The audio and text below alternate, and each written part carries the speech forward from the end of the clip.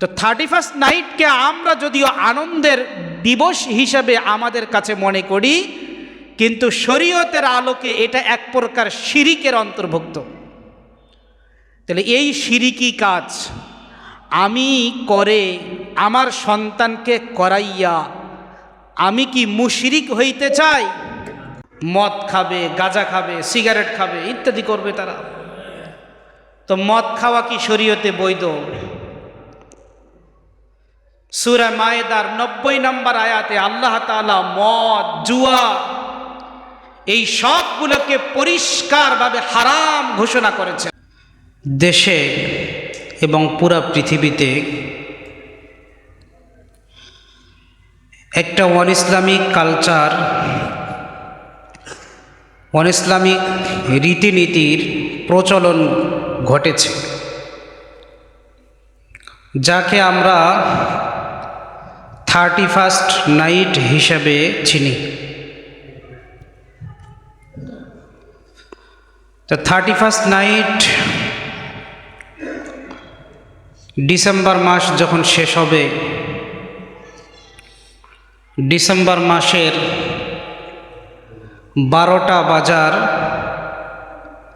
সাথে সাথেই আমাদের দেশেও একটা কালচার শুরু হয়েছে।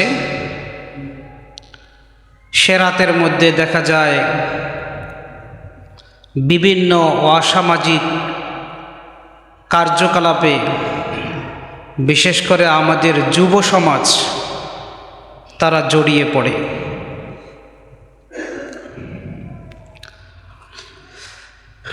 এটার ইতিহাস হিসাবে আমরা যেটা পেয়ে থাকি, হযরত ঈসা আলাইহিস সালাতু ওয়াস সালামের জন্মেরও 6 থেকে 700 বছর পূর্বে, তাহলে আমাদের নবীর জন্মের 570 বছর আগে ঈসা আলাইহিস সালাতু ওয়াস সালাম দুনিয়াতে এসেছেন। ঈসা আলাইহিস সালাতু ওয়াস সালাম দুনিয়াতে আসার তারও আগে 6 থেকে 700 বছর আগে পারস্য তথা ইরানের, তখনকার বর্তমান ইরান না, সে সময়কার যেটাকে পারস্য বলা হতো, তারা অগ্নি পূজা করত, আগুনের পূজা করত, আগুনের ইবাদত করত। সেই সময় তাদের একটা দেবতা ছিল, নাম হলো জানুস দেবতা। এই দেবতাকে তারা মনে করত দেবতা 2 মুখওয়ালা দেবতা, 2টা মুখ তার থাকতো, যেভাবে 2 মুখওয়ালা সাপ আছে, আছে কি না? আছে। তো তাদের এই জানুস দেবতা ছিল 2 মুখওয়ালা দেবতা। একটা মুখ থাকতো পিছনে, আরেকটা মুখ থাকতো সামনে।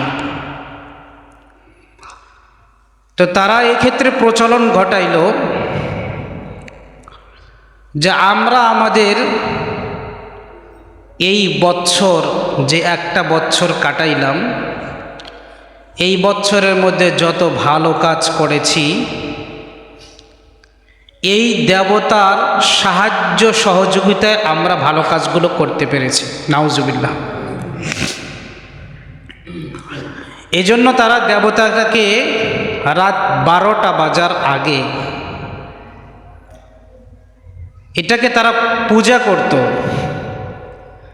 পূজাটা ছিল তার পিছনের যে মুখ, সেখানে তাকে এসে তারা এই দেবতার পূজা করে তাকে অভিবাদন জানাতো, তার প্রশংসা করত, শুকরিয়া জ্ঞাপন করত যে আপনি গত একটা বছর আমাদেরকে সুন্দর মতো ভালো কাজ করার সুযোগ দিয়েছিলেন, আমরা হায়াত পেয়েছিলাম। তো বিগত বছরের জন্য পিছনের মুখের কাছে গিয়ে কি করত? তার শুকরিয়া জ্ঞাপন করত, তার প্রশংসা করত। এরপরে দিয়ে আবার সামনের মুখ, 12টা বাজার পরেই সামনের মুখে তারা চলে আসতো, এসে আবার সেখানে যে আগামী বছরটাও যেন তাদের সুন্দর যায়, ভালো যায়, এই ভালো যাওয়ার লক্ষ্যে সুন্দর জীবনের জন্য তার কাছে তারা প্রার্থনা করত, আবেদন করত, দোয়া করত। আমরাও কিন্তু বলে থাকি যে আমাদের গত বছরটার মধ্যে যা ভুল ভ্রান্তি হয়েছে আল্লাহ যেন মাফ করে আগামী বছরটা যেন আমরাও সুন্দর মতো কাটাইতে পারি, ভালো জীবন আমরা পাই। আমাদেরও কিন্তু এমনটা প্রত্যাশা থাকে। তো ওই দেবতা জানুস দেবতা, তার পূজা করত তারা। তো ঠিক বর্তমানেও রাত 12টা বাজার 1 মিনিট আগে,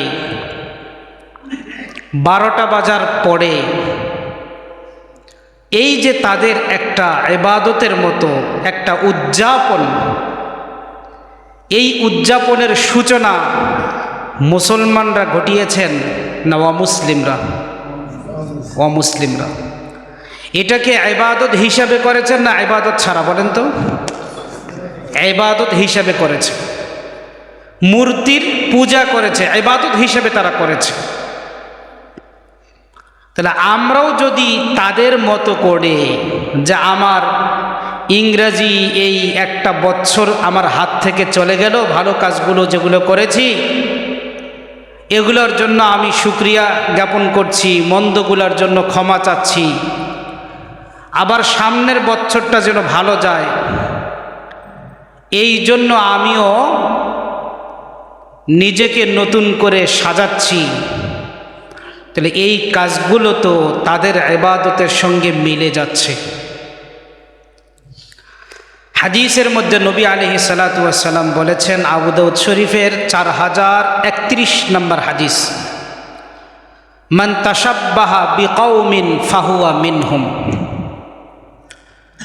যে ব্যক্তি যে জাতির সাদৃশ্যতা অবলম্বন করবে, গ্রহণ করবে, সে তাদের দলের লোক।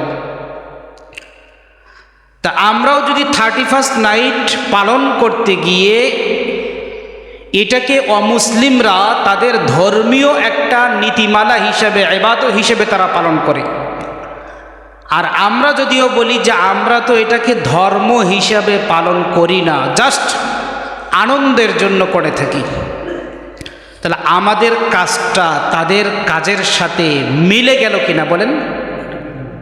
আর যখনই মিলে যাবে, নবীজি বলেছেন যার কাজ অন্যের কাজের সাথে মিলে যাবে ফাহুয়া মিনহুম, সে হলো ওই দলের লোক। নাউজুবিল্লাহ। তাহলে এই কাজটা যদি খ্রিস্টানরা করে, এই কাজটা যদি হিন্দুরা করে, এই কাজটা যদি বৌদ্ধরা করে, এই কাজটা যদি ইহুদিরা করে, আরও কোনো ধর্মের লোক করে, মুসলমানদের জন্য এই কাজ করা কি ঠিক হবে? কারণ তারা ইবাদত হিসাবে করে, আমি আনন্দের জন্য করতে পারি না। যদি করি নবীজির হাদিস অনুযায়ী আমি সে দলের লোক হয়ে যাব, তাহলে আমি আর মুসলমানের কাতারে থাকবো না। এই জন্য আমাদেরকে সতর্ক হতে হবে, নিজেও সতর্ক হব, নিজের পরিবার পরিজন সমাজের সকলকে আমরা সচেতনতামূলকভাবে বুঝাবো যে এই 31st নাইট উদযাপন করা শরীয়ত এটাকে কোনোভাবে সহ্য করে। আপনি আনন্দের জন্য করলেও যেহেতু তাদের সঙ্গে মিলে যাচ্ছে, এই জন্য এই আনন্দ করা যাবে না। আমাদের তো আনন্দ নবী আলাইহিস সালাতু ওয়াস সালাম দিয়েছেন, আল্লাহ দিয়েছেন, 2 ঈদ আমাদেরকে দান করেছেন। আমরা ঈদের দিন কি করব? আনন্দ ফুর্তি করব। হাদিসের মধ্যে নবী আলাইহিস সালাতু ওয়াস সালাম আরও বলেছেন, হযরত আব্দুল্লাহ ইবনে মাসউদ রাদিয়াল্লাহু তাআলা আনহু থেকে বর্ণিত, মুসনাদুল ফিরদাউস একটি হাদিসের কিতাবের 5621 নম্বর হাদিসে এসেছে, মান কাসুরা সাওয়াদা কওমিন ফাহুয়া মিনহুম। যদি কোনো ব্যক্তি কোনো দলের আধিক্যতা বোঝানোর জন্য তাদের দলে থাকে, সেও ওই দলের লোক, তথা আমি এই কাজটা পালন করার কারণে তাদের দলের লোক কমলো না বাড়লো? বাড়লো। যে যেই কাজ করবে এই কাজের দ্বারা যেই দলের লোক সংখ্যা বাড়বে, সে ওই দলের লোক হয়ে যাবে।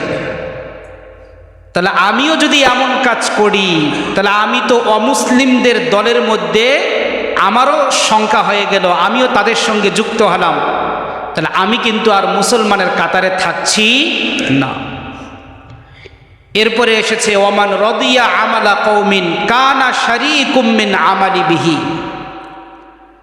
যে ব্যক্তি কোনো অমুসলিমদের কার্যক্রমে সন্তুষ্ট, তাদের ধর্মীয় কাজ, তাদের রীতিনীতি, তাদের রেওয়াজ, তাদের প্রথা, এগুলাতে যে ব্যক্তি, যে মুসলমান সন্তুষ্ট হবে, কানা শারীকুম মিন আমালিহি, সে যেন ওই আমলের মধ্যে নিজেকে শরীক রেখেছে।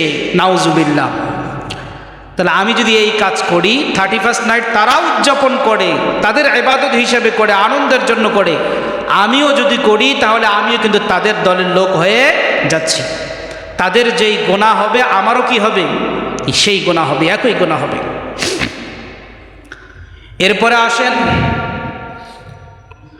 বিধর্মীদের কোনো ইবাদতের, যদি তারা কোনো কিছুর ইবাদত করে, মূর্তির ইবাদত করে, তাহলে এরকমের কোনো কাজ করা এটা শিরিকের অন্তর্ভুক্ত কিনা? যেমন তারা দুই মুখওয়ালা দেবতার পূজা করে, এক মুখে গিয়ে তার শুকরিয়া আদায় করে, আরেক মুখে গিয়ে তার কাছে আবেদন করে, নিবেদন করে।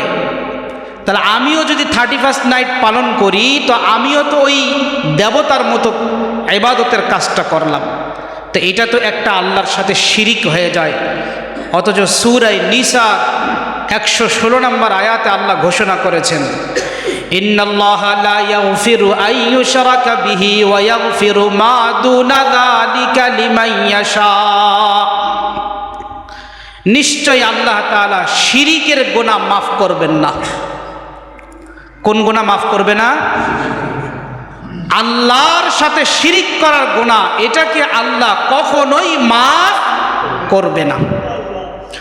ওয়ায়াগফিরু মা দুনা যালিকা লিমান ইয়াশা। এছাড়া যে কোনো গুনাহ আল্লাহ তাআলা চাইলে মাফ করতে পারেন।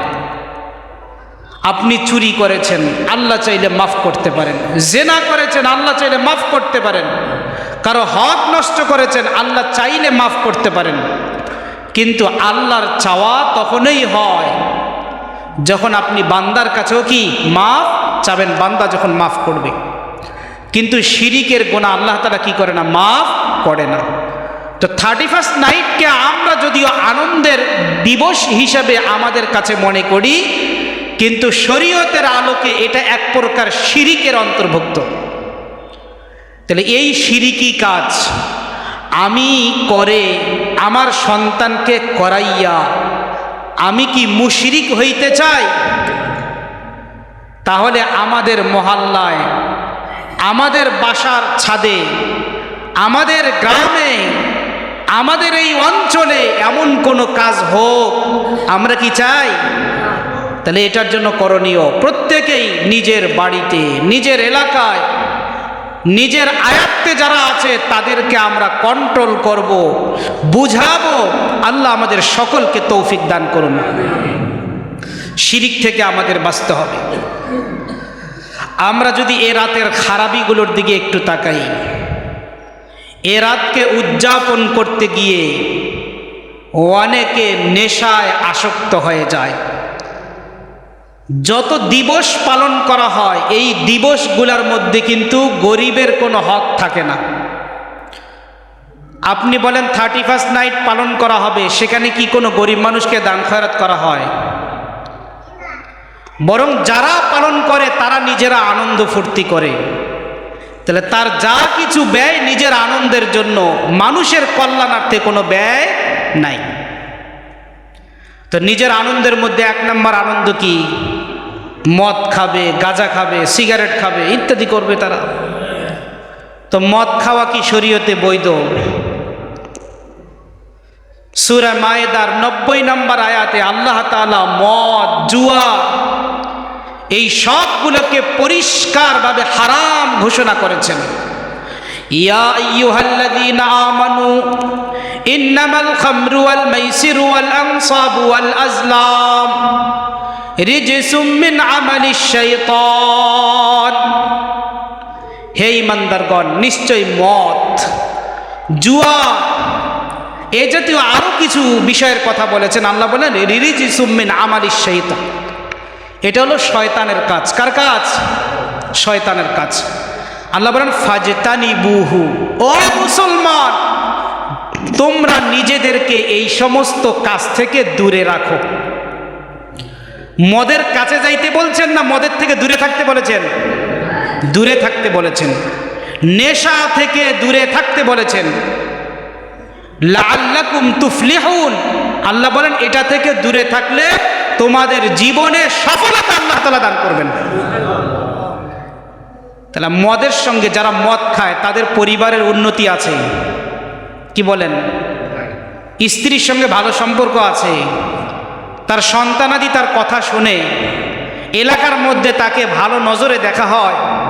তাহলে যেই কাজের দ্বারা পরিবেশ অতিষ্ঠ, কারো সাথে তার সুসম্পর্ক নাই, সবাই তাকে ঘৃণা করে, এমন কাজে আপনার ছেলে, আমার ছেলে, আপনার মেয়ে, আমার মেয়ে, সমাজের মধ্যে এই সমস্ত মানুষেরা বা আমি নিজে যুক্ত হওয়া, এটা কি কোনো বুদ্ধিমানের কাজ হতে পারে?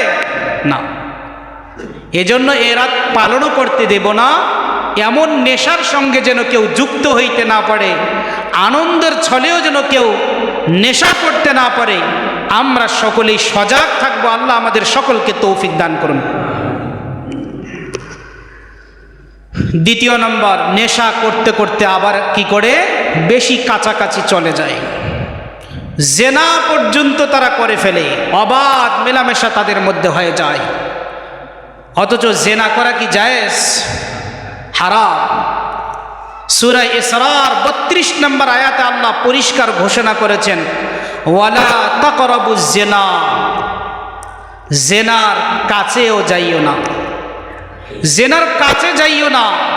ইন্নাহু কানা ফাহিশা, এটা মারাত্মক একটা অশ্লীল কাজ। ওয়াসাআ সাবিলা, খুবই একটা খারাপ রাস্তা, এই পথে নিজেকে চালানো যাবে না। জেনা হারাম। ইসলাম আসার আগেও কি ছিল? হারাম ছিল। ইসলাম আসার পরেও এটাকে হারাম হিসেবে ঘোষণা করেছে। তো 31st নাইটে কত মেয়ের ইজ্জত নষ্ট হয়, কতজনের ভ্রম নষ্ট হয়। এই জন্য আমরা আমাদের মেয়েদেরকে, ছেলেদেরকে এই রাত উদযাপন করতে দেব না। আবার দেখা যায় এ রাতের মধ্যে রাত 12টা বাজার সাথে সাথে এই ফানুস, এরপরে পটকা ফুটানো, কি এগুলা বিভিন্ন কিছু তারা কি করে থাকে, বিকট শব্দ করে থাকে। তো যখন বিকট শব্দ হয়, ইতিপূর্বে পত্রিকায় এসেছিল যে এই বিকট শব্দের কারণে হার্ট অ্যাটাকে বাচ্চা মারা গেছে, বয়স্ক মানুষ মারা গেছে, বিকট শব্দের কারণে। বিকট শব্দের কারণে হাজারো শিশুর ঘুম ভেঙে যায়, আতঙ্কিত হয়, মানসিক রোগী হয়ে যায়। অসুস্থ ব্যক্তি, ঘুম আসতেছিল না, চোখটা কেবল লেগে গেছে, এমন সময় যখন বিকট শব্দ করলো ওই ব্যক্তির ঘুম ভেঙে গেল, সারা রাত আর ঘুমাতে পারছে না। হচ্ছে কিনা সমস্যা? সাধারণ মানুষেরও সমস্যা হয়।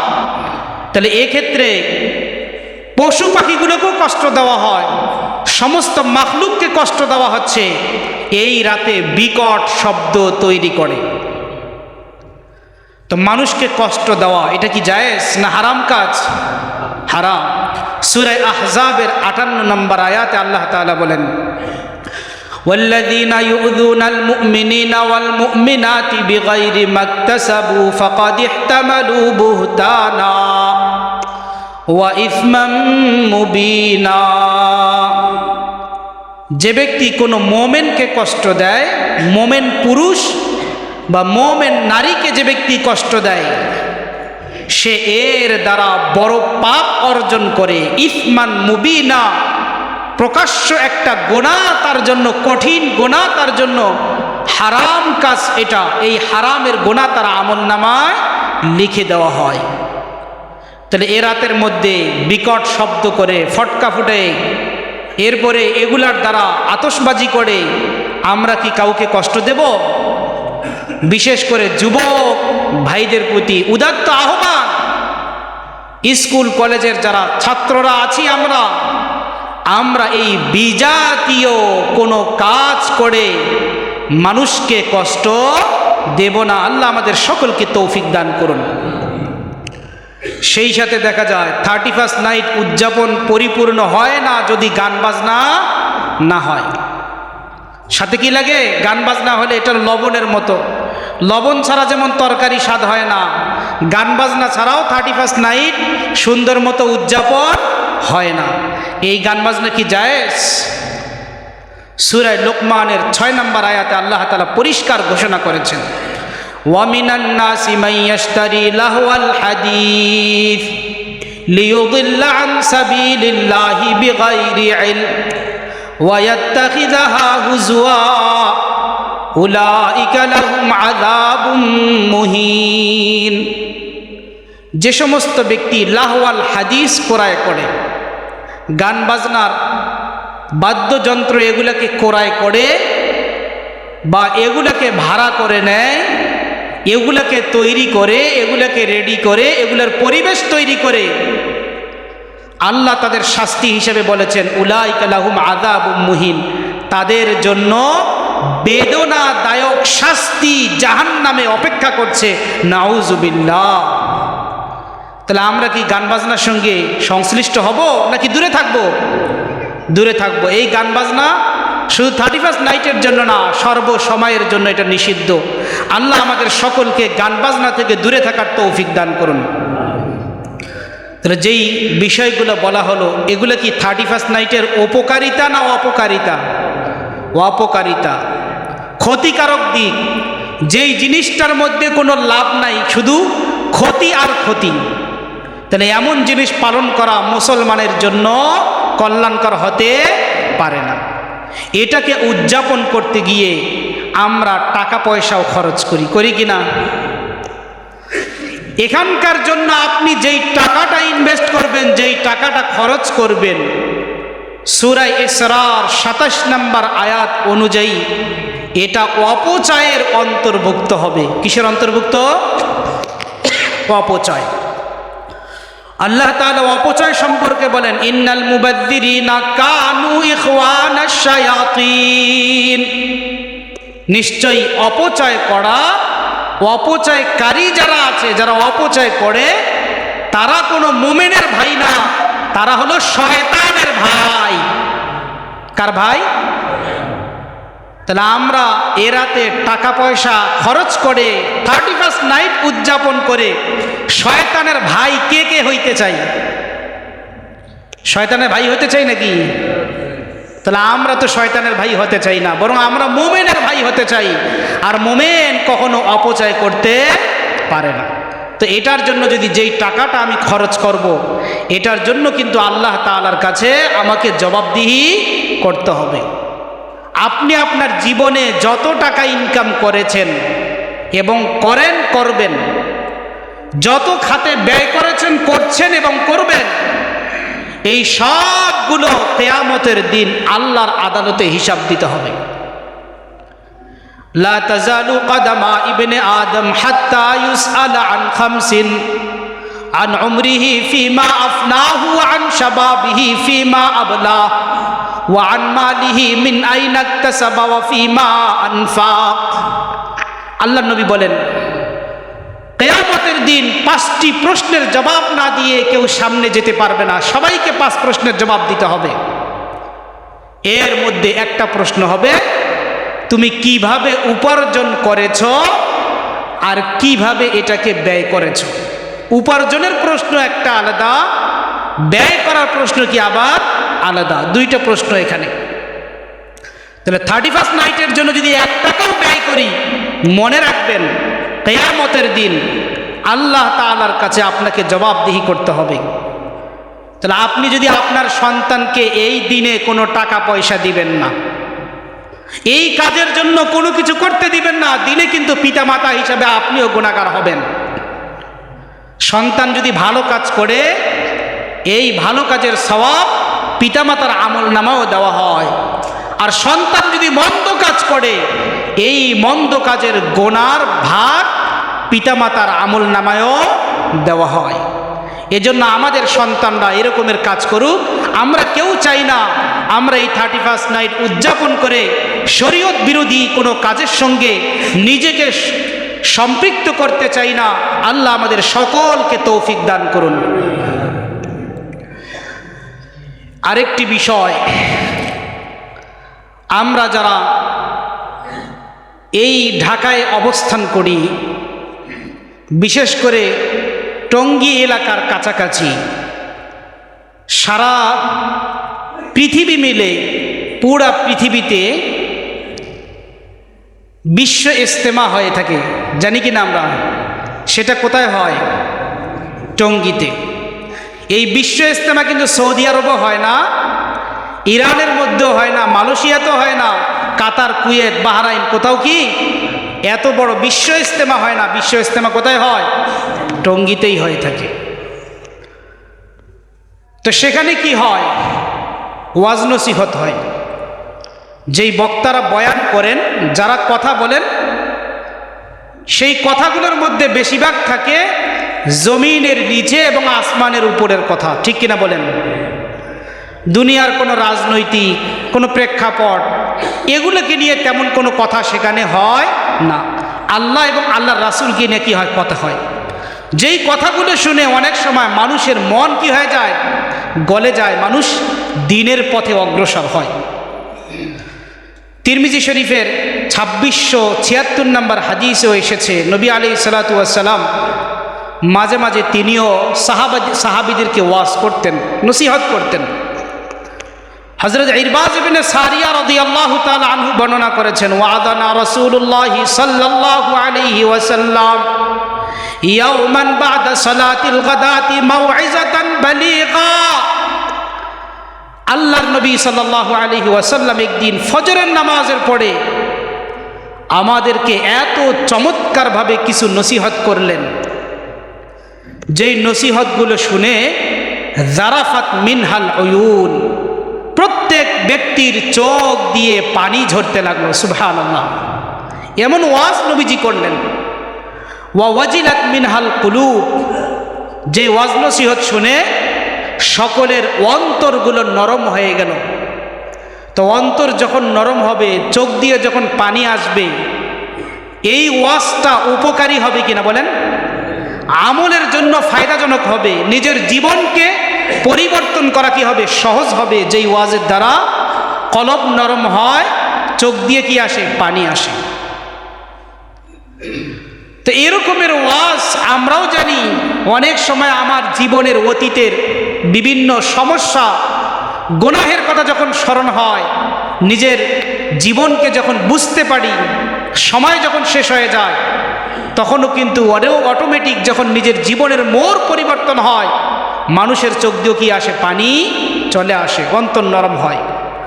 তাহলে যেখানেই অন্তর নরম হওয়ার জায়গা থাকে, যেখানে দুই চারটা নসিহত হয়, এই জায়গার মধ্যে আমাদের যাওয়া উচিত কিনা বলেন? যেই ওয়াজের দ্বারা, যেই নসিহতের দ্বারা কলব নরম হবে, চোখ দিয়ে পানি আসবে, দ্বীন শিখতে পারবো, এই সমস্ত স্থানে আমাদের জন্য যাওয়া উচিত। কেন যাব?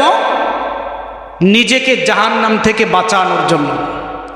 কারণ আল্লাহ তাআলা সূরা তাহরিমের 6 নম্বর আয়াতে বলেছেন, ইয়া আইয়ুহাল্লাযীনা আমানু কু আনফুসাকুম ওয়া আহলিকুম নারা। হে ঈমানদারগণ, তোমরা নিজে জাহান্নামের আগুন থেকে বাঁচো আর নিজের পরিবারের সদস্য যারা আছে, আহাল যারা আছে, তাদেরকেও জাহান্নাম থেকে বাঁচাও। নিজেকেও বাঁচতে হবে, অন্যকেও বাঁচাইতে হবে, বাঁচার পথ জানতে হবে। তো কি বলেন? আমি একটা জিনিস করব, আমি বিপদ থেকে বাঁচব, তো আমার তো জানতে হবে এই বিপদ থেকে বাঁচার উপায় কি, এই রোগ থেকে মুক্তির উপায় কি, এই সমস্যা থেকে মুক্তির উপায় কি, জানতে হবে। আর আমাদের জানার যতগুলো পদ্ধতি আছে, একটা হলো মাদ্রাসা শিক্ষা, জানার পদ্ধতি, জানব, এরপরে আমল করব। একটা হলো বিভিন্ন জায়গায় ওয়াজ নসিহত যেখানে হয়, ছোটোখাটো মাহফিল হয়, সেখানেও কি আমরা জানতে পারি, এই অনুযায়ী আমল করতে পারি। আরেকটা হলো দাওয়াত ও তাবলীগের ময়দানে সময় দিয়ে সেখানেও আমরা দিন শিখে দিন জেনে সে অনুযায়ী কী করতে পারি, আমল করতে পারি। অথবা কোনো আল্লাহওয়ালার দরবারে গিয়ে তার পরামর্শ নিয়ে হক্কানি মাশায়েখ যারা আছেন তাদের পরামর্শ নিয়ে ওই অনুযায়ী চলে আমি সেখান থেকে ইলম অর্জন করে নিজেকে সংশোধন করতে পারি। তাহলে আমরা